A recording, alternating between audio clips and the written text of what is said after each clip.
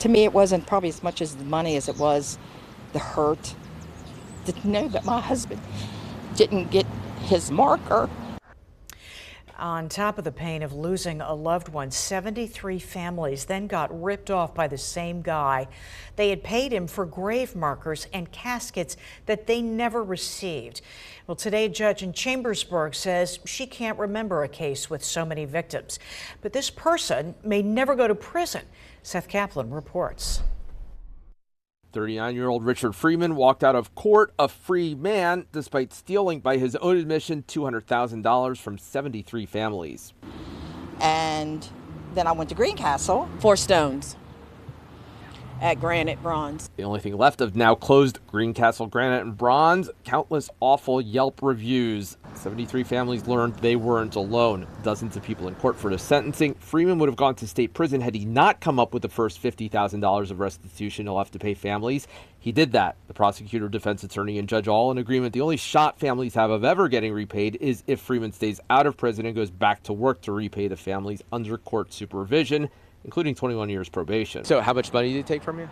Over $3,000, about $4,000. We gave him a total probably about $3,000. And what'd you get for that $3,000? Nothing. Lies. And Sabrina Edmonds said this sketch. This is what he gave me that will be on my mother's grave, my mother's plaque.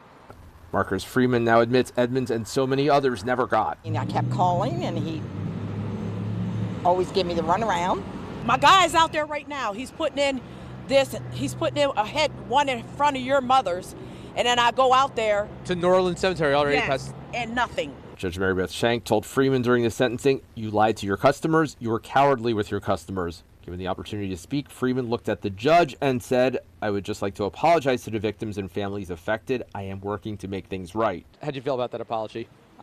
Didn't mean nothing to me, because I don't think he meant it. It was the fact that he couldn't look us in the eye and say, "I'm sorry."